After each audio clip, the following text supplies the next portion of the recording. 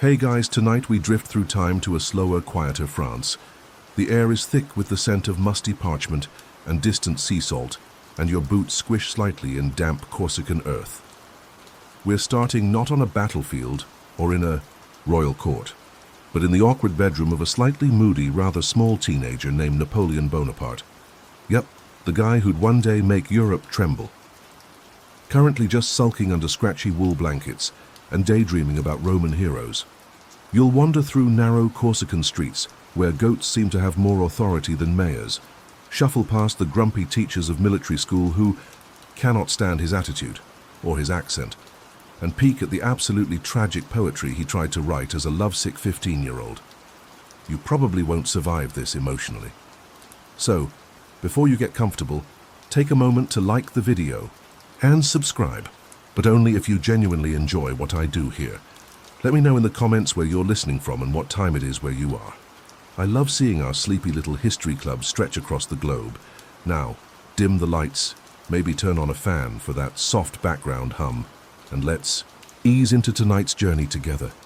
You trudge uphill toward the Bonaparte family's modest house in Ajaccio, Corsica, dodging a half-feral chicken and inhaling the salty breeze curling in from the Mediterranean.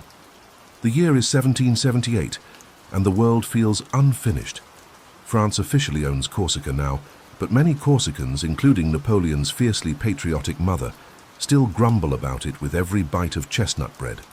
And there in the house is 9-year-old Napoleon, glowering at a Latin textbook like it personally insulted him. You kneel beside his chair.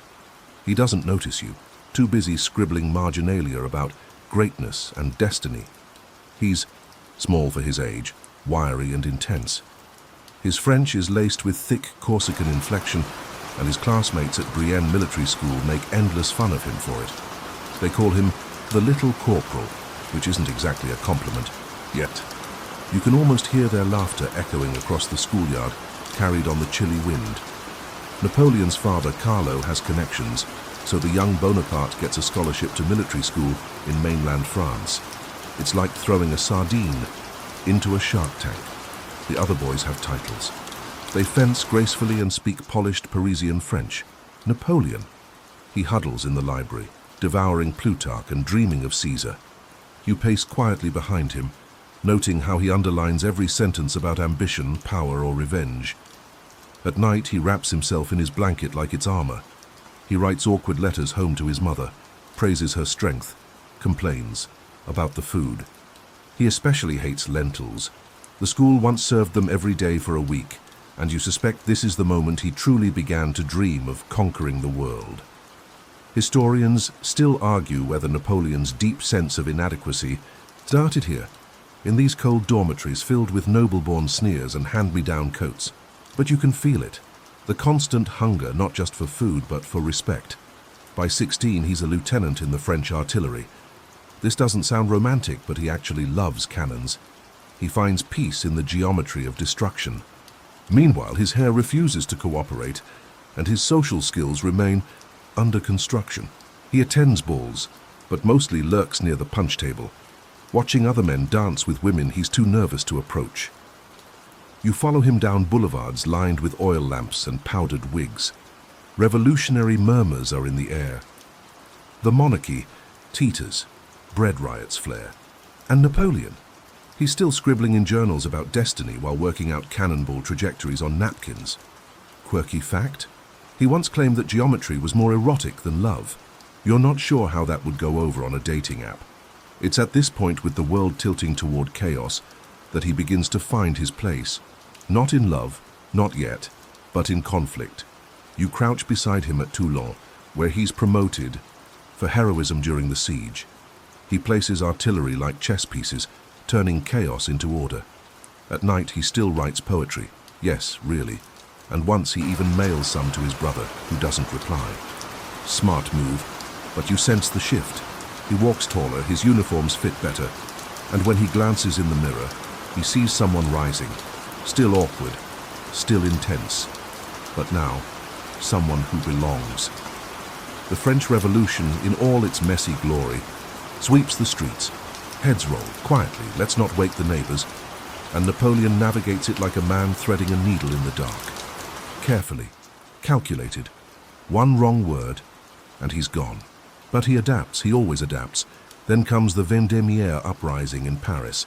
Armed mobs, chaos in the streets. Napoleon, cool as ever, fires cannons loaded with grape shot into the crowd. A whiff of grape shot, he calls it later. You may call it excessive.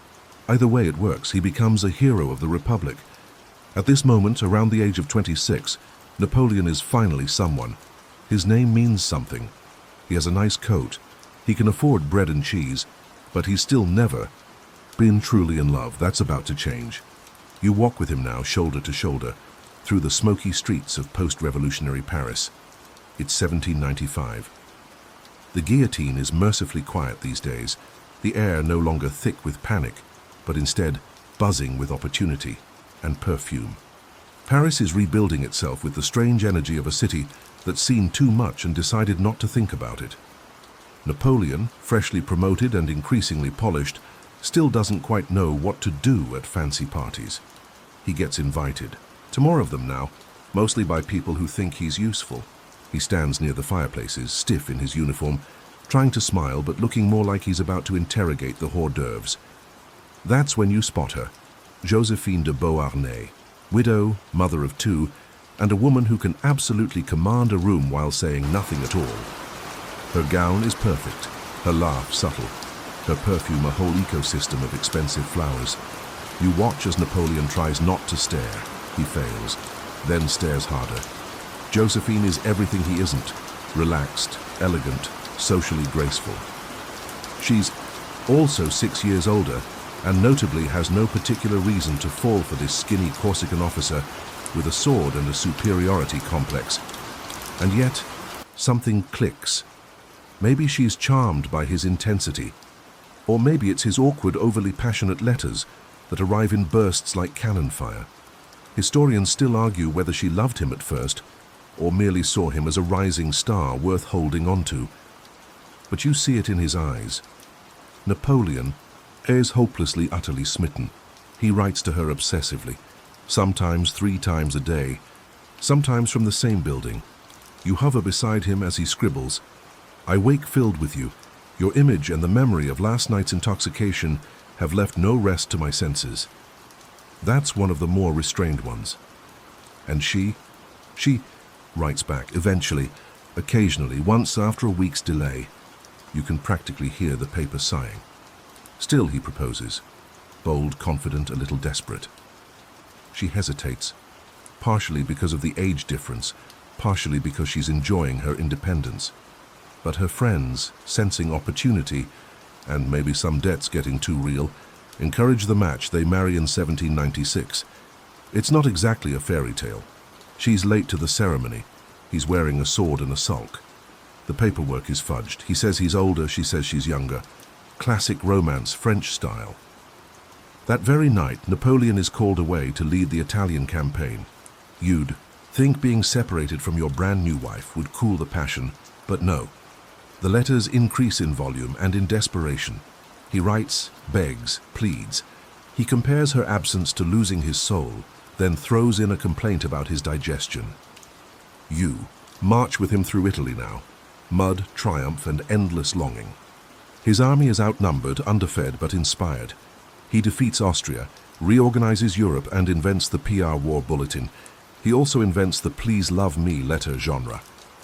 One gem reads, "I have not spent a night without holding you in my arms," which is ambitious given she's 600 miles away.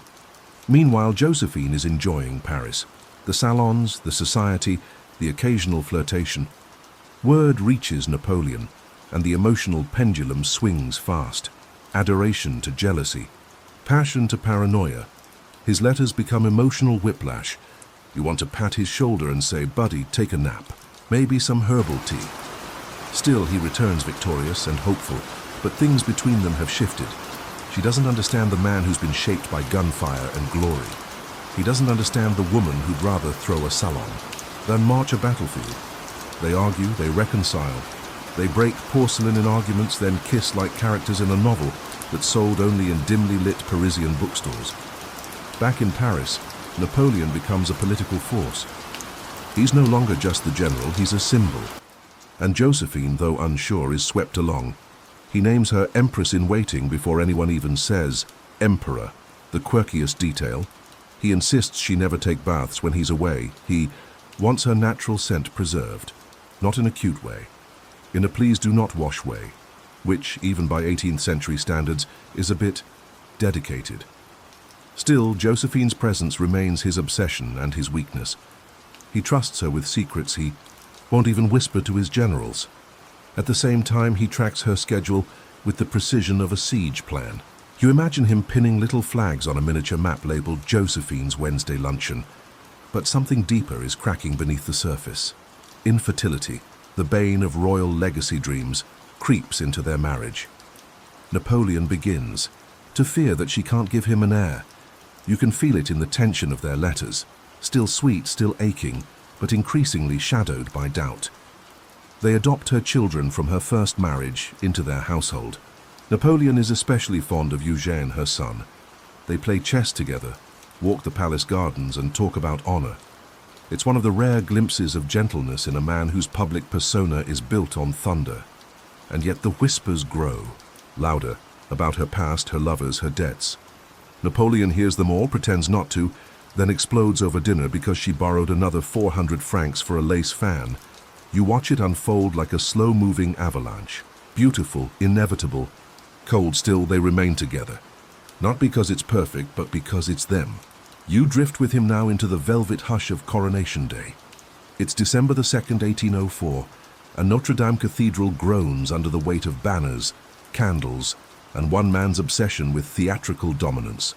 You blink, and suddenly you're floating above the crowd, nobles in finery, foreign envoys in gold, priests perspiring nervously under their mitres. And there's Napoleon, not a king appointed by blood or God, but a self-made emperor who, in case anyone misses the point, takes the crown from the Pope's hands and places it on his own head, then turns ever so slightly and crowns Josephine. This moment, it's her high point. She is now Empress of the French, radiant in silk and diamonds. And yet you sense the fragility beneath it, the way her hands tremble, the tension behind Napoleon's forced smile. Because beneath the grandeur he already doubts their future. You can feel it in the silence between their breaths. They host galas, receive ambassadors, ride in parades. Josephine grows her roses in Malmaison. Napoleon perfects the art of conquest, like it's a hobby between meals. But behind palace doors their marriage grows colder, quieter. Sometimes they dine in silence. Sometimes she cries when he doesn't come home. He begins to stray, not subtly, not sparingly. Affairs appear in footnotes and whispers. You wonder if he even tries to hide them anymore. His letters to Josephine slow, then grow formal, mechanical. Love notes turn to household memos. Ensure the firewood stock is replenished. Poetic, really. And Josephine, well, she knows. She's not naive. She hosts her own soirees, throws herself into fashion and gossip. Historians still argue whether she retaliated with her own affairs or simply suffered in silence behind the silk curtains. Then comes the heir crisis. After years of hoping and praying and subtly rearranging the stars, it becomes undeniable. Josephine will not bear him a child. Napoleon, for all his military genius and ego, is obsessed with legacy. Not just power now, but forever. And an heir in his mind is not optional. You sit with them in that terrible, hushed room, the one where he tells her it must end.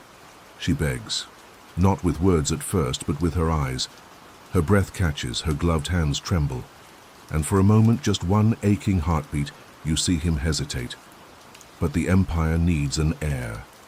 He tells her this like it's a business transaction. She nods, then faints. The divorce is formal, performed like a state funeral. They sit side by side on velvet thrones, reading pre-written statements about mutual respect and national duty. The court listens. France listens. You can't look away. Still, he gives her the title Empress for life, gives her Malmaison, visits her sometimes even after marrying Marie-Louise of Austria. A marriage so political, it practically arrives pre-laminated. With Marie, he has a son. The King of Rome. The heir he longed for, the one meant to secure his dynasty. But The love, the obsession, it never really returns. You find him pacing again. He's older now, wearier. Victories become more costly. Russia looms like an ice-covered mirage. He marches toward it in 1812 with 500,000 men and a suitcase full of delusion. You're there when the snows arrive, when the horses collapse, when the bread runs out and frostbite takes fingers, before musket fire does. And still, through it all, he thinks of Josephine. The quirky detail, during the Russian campaign, he allegedly carried a locket with her portrait inside, not of his new wife, not of his son, but of the woman he left behind. Historians still argue whether Josephine's influence on him ever truly faded, or whether she haunted him like perfume in an empty hallway. She wrote to him still. He wrote back, sometimes with yearning, sometimes with melancholy.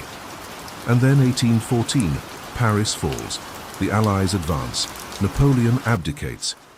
You're with him at Fontainebleau, in a room where the wallpaper curls at the edges and everything smells faintly of old ambition.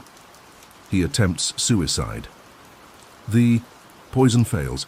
He survives, bitter and exiled to Elba, his tiny Mediterranean prison. He wants to write to her. You can feel it, but he doesn't. Josephine, meanwhile, remains in France. Her health deteriorates. She tries to keep up appearances, throws dinners, poses in portraits, tends her garden. But something's shifted. Her eyes look past people now, as if she's always seeing a memory you can't quite reach. She dies in 1814, just 2 months after Napoleon's abdication. Pneumonia, they say. Though some believe it was heartbreak long delayed, when news reaches Napoleon in exile, he locks himself in his room, doesn't speak for days. One servant claims he wept over her miniature. Another claims he whispered, "She was the one." And just like that, she becomes untouchable again. More myth than woman, preserved forever in his mind at her most luminous. You walk the echoing hallways of Malmaison now. The roses bloom, the wallpaper peels, and you can still smell her perfume, faint and stubborn, like someone refused to leave the room entirely. You linger now in the wake of loss, in the long and creaking corridors of time after Josephine's death. The empire has crumbled. Paris no longer bows to him, and Napoleon, now just a man without a throne, drifts in exile on the island of Elba. It's a tiny rock compared to what he once ruled. But even here you can hear the footsteps of his memories. He keeps himself busy in exile, because of course he does. He reorganizes the island's postal system, retunes local agriculture, even redesigns a theater. You half expect him to install a Starbucks next. But when the crowds go home and his officers retire, he walks alone by the sea. And some nights, when the wind presses against the shutters like a long-forgotten sigh, he revisits her letters. The locals whisper that he talks to her, not aloud, but in that flicker-eyed way of a man haunted by someone who no longer writes back. He traces the loops of her handwriting. He remembers the way she laughed too hard at his jokes, the way she wore gloves even in July. The small things, their shared code of affection, now more vivid than battles. Then the rumor begins. Europe is growing complacent. The Bourbon king grows fat and boring. And suddenly Napoleon, always the opportunist, sees his opening. You're beside him when he boards a small boat, sails back toward France, and begins the infamous 100 Days. France erupts, not just with soldiers, but with nostalgia. The old charisma returns. Farmers line the roads to see him pass. Some throw their hats. Some weep. You get the sense they aren't just cheering Napoleon. They're cheering the idea of him. The myth. The empire that was. He returns to Paris, but it isn't the same. Everything feels like a rehearsal, a restage of a grand production with half the cast missing. He holds court again, writes new decrees, revives old ambitions, but something in him doesn't quite snap into place. You imagine him sitting in his study, staring at the empty corner where Josephine's chair once was. There's one especially human moment. You might miss it if you blink. He visits Malmaison again. Yes, after all this time. Walks through the rose gardens, smells the air. Everything there is still hers. Her portraits, her gloves in a drawer. The rose bushes she planted, still impossibly pink against the gravel. He doesn't speak during the tour, just touches the tops of her furniture with a kind of reverence. When he leaves, one servant swears they saw him pocket a silk ribbon from her old vanity. Another swears he kissed a withered petal. Historians still argue whether the visit was political or personal, whether he returned out of love or image. But as you walk behind him, your feet softly crunching the gravel, you sense it wasn't strategy. It was morning, and then Waterloo. Ah, yes. You arrive on a field slick with dew and overconfidence, his final gamble, in June 1815. You hear the drums, smell the powder, watch the cavalry thunder past, their uniforms too bright for what's coming. It's chaos, the mud, the delays, the misread orders. The Prussians arrive late in the day, like a plot twist no one wanted. Napoleon watches it unravel, clenched behind his telescope. This isn't glory, it's entropy, and when the smoke clears, it's over. He abdicates again, this time not with a flourish, but a weary sigh. They send him far away now, not to a cozy Mediterranean island, but to Saint Helena, a speck in the Atlantic, grey and wind-thrashed, as if someone dropped a prison into the sea and forgot it. He arrives in 1815, and you can feel how much smaller the world has become. There are no rose gardens, no court, just rocky cliffs, cold soup and British guards. You can't even hear France from here. He ages quickly, grows paranoid, writes memoirs, then rewrites them, dictates letters to anyone who might still care. The quill scratches late into the night, but the ink dries lonely. There are no more portraits, no velvet. But he still dreams of her. That much is clear. One night he murmurs Josephine's name in his sleep. So says the valet who swore by it till his dying day. Another time, while sick with stomach pain, he confuses her with Marie-Louise in a haze, then corrects himself. No, he mutters. Josephine had the blue eyes, the quirky detail.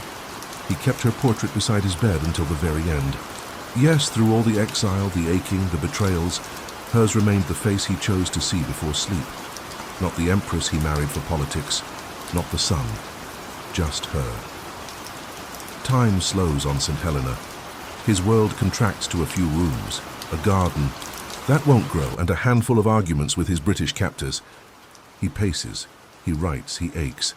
And then, in May 1821, he lies in bed, weak and sweating. The wind hammers the shutters like drums from a war he no longer hears. His friends gather close. The priest whispers a blessing. He drifts. His final word, they say, was France. But others insist, so earnestly, so tenderly, that what he really said just before the light left his eyes was, Josephine, you breathe with him now, slow and quiet. The war is over. The rose has fallen. But the memory blooms on. The Atlantic wind blows relentlessly across St. Helena. You feel it seep through the stone walls, rattle the iron hinges, nudge through every narrow window of Longwood House. Napoleon's gone now, his breathing finally stilled, his hands folded on a wool blanket no one will remember the color of. But in this final section of our journey, you stay just a bit longer, because history doesn't end with death. It settles, it echoes. The British bury him not far from his prison home, in a shaded valley called the Valley of the Willows. No name on the tomb, just a simple slab. L'Empereur, some say it should have read. Others argued for Napoleon Bonaparte. But the squabbling outlasted the burial, and so the stone lay blank for years, an ambiguity in marble. What's certain is this: you're one of the few who walk that hill the next morning, when the dew still clings to the long grass and the gravedigger's tracks haven't yet faded. You kneel, not because of grandeur or glory, but because in that moment he is just a man, someone who once loved, once failed, once wept quietly in rooms thick with perfume and regret, and like all great love stories, his lingers. Back in France, Josephine's memory remains, though she's been gone longer than he lived in exile. Her home, Malmaison, becomes a kind of shrine. Visitors tiptoe through her salons, whisper in the rose gardens, gaze at her portraits as if she might blink. Artists immortalize her, some truthfully, others with the gentle lies of nostalgia. Her dresses are preserved. Her hair is tucked in lockets. A fragment of her life now belongs to the people who never knew her. Napoleon's legend only grows after death. Historians still argue whether he was a genius or a tyrant, a reformer or a despot, a broken-hearted lover or a master manipulator. There are textbooks that reduce him to strategy, diagrams that chart his campaigns. But you, having walked the quiet moments, know better. You remember the personal letters, the candlelit glances, the way Josephine signed her notes with ink still fragrant, the times he signed simply "yours forever," as if the world could wait. You also remember the silences, the way Josephine never responded after he married Marie. Louise, not even a whisper of retaliation, just quiet stillness, dignity dressed in lace. There's a kind of power in that too. One fringe detail floats up here, half fact, half folklore. After Josephine died, it's said her garden bloomed more than ever, as if her presence remained in the roots, the rain, the breath of the place. Napoleon once said he could smell her roses even when he was thousands of miles away. Maybe he wasn't lying. Maybe grief really does have a scent. Back to his burial. Years later, decades in fact, France demands him back. Louis-Philippe, eager to score political points, arranges for the return of the emperor's remains. The journey, called the Retour des Cendres, or Return of the Ashes, turns into a national event. Soldiers parade, people cry, cannons boom.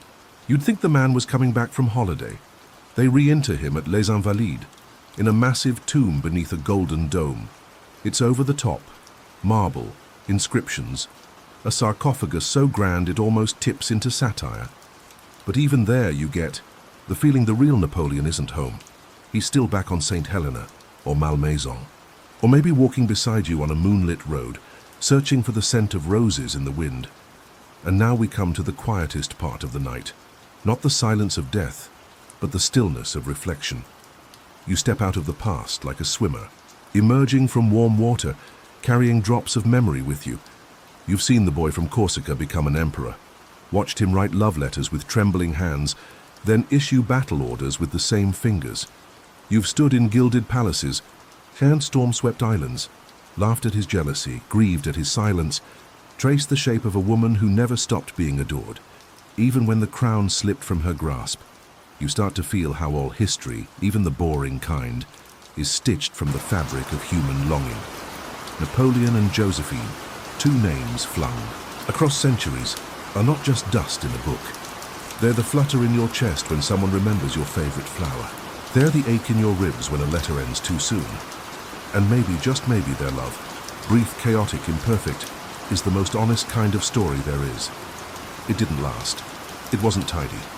It ended with distance and silence and new marriages. But it changed them, marked them, and in a way it still colors the corners of French history like candlelight on parchment. So now, take one last breath beside the empty tomb. Let the wind fade. Let the past quiet. Let the final garden. Close? Now you feel the story settling now like dust on a closed book. The voices of the past grow faint, the footsteps soft until even memory drifts into hush. Whatever else Napoleon may have been, a ruler, a romantic, a restless mind, he was, above all, a man who tried to shape the world and love within it. And Josephine, she remains, not in speeches or statues, but in roses that bloom even after the war ends, in silence that says more than 1,000 proclamations, in a perfume that seems to linger on the air when no one else is near. As you lie back now, perhaps you feel the coolness of marble under your fingers, or the softness of garden petals brushing your palm. Perhaps you hear the whisper of a silk dress, the creak of boots on palace floors, the scratch of a quill on worn parchment. Or perhaps all you hear is your own steady breath. There's no need to remember every detail, no need to carry timelines or names to bed with you, just the feeling of it all, the warmth, the weight, the wonder, like an old love letter you don't quite understand but can't throw away. And so, as your eyes grow heavy and the world dims, let go. Let the empire sleep. Let the roses bloom. Let the story end not with a bang, but with a sigh. End of script. Sweet dreams.